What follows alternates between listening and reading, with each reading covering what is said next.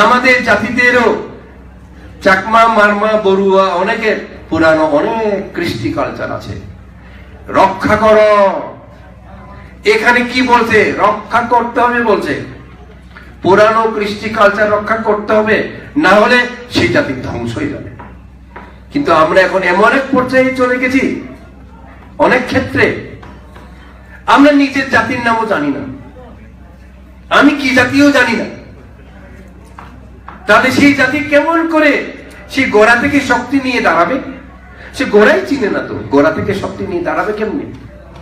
ঐতিহ্য রক্ষা কেমনি করবে? ঐতিহ্য রক্ষা করা তো দূরের কথা। তাই আমি প্রায় বলি, তোমাদের ছেলে মেয়েদের নাম নিজ জাতির ভাষায় রাখো। চাকমা, চাকমা জাতির নাম হবে চাকমা ভাষায়।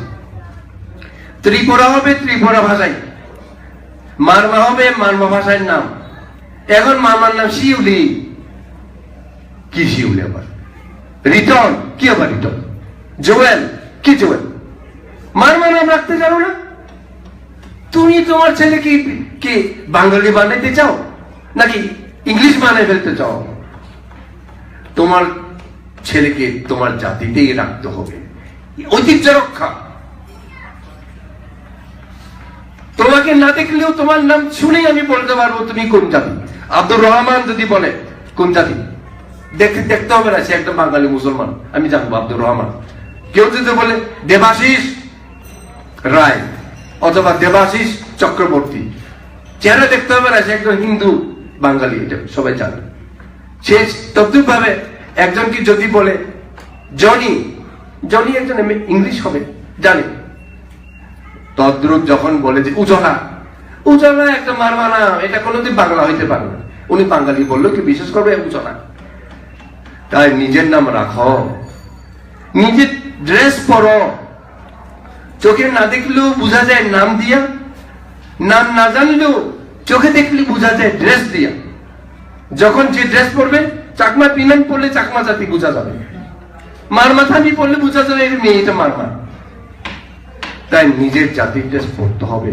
আমি সবসময় বলি, ওই ছুটির মেয়েদেরকেও বলি, বাসায় তোমরা থামি পড়ো, ওই প্যান্ট ট্যান্ট পরবে না, দরকার নেই, ভালো লাগে না, খারাপ লাগে, নিজের ঐতিহ্য হারিয়ে ফেলবে। এমনকি খাবার দাবার দেখো, এক এক দেশের এক এক খাবার আছে, ঐতিহ্যময় খাবার। বার্মিজ খাবার, চাইনিজ খাবার।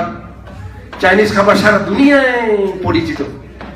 করো না তোমার নিজের খাবার, আমাদের নিজস্ব খাবার আমরা উন্নত করে আমরা দেখাবো জগৎকে। কি মনে করো আমাদেরকে পাহাড়ি ক্ষুদ্র নিগোষ্ঠী যাই ডাকো না কেন, আমাদের নিজস্ব খানা অনেক উন্নত, খেলে ভালো লাগবে, সবার পছন্দ হবে। তাই নিজস্ব খাবার দাবার পর্যন্ত ঐতিহ্য ওইটা রক্ষা করতে হবে। আমরা যে নাপ্পি দিয়ে খাই, এটা আমাদের কালচার। আমরা যে মুন্দি খাই, পিঠা মুন্দি, আমাদের কালচার এটা। মুন্দি বাঙালিদের কোথায় পাওয়া যাবে? তাই এইভাবে লিচ্ছবিরা যেভাবে নিজেদের কালচারকে রক্ষা করত, বর্তমান কালে আমাদেরকে সেভাবে নিজস্ব কালচার রক্ষা যদি আমরা না করি, মনে রাখো সেই জাতি ধ্বংসের মুখে চলে গেছে। বড়দেরকে আমি বলবো, তারা অনেক কিছুই হারিয়ে ফেলেছে।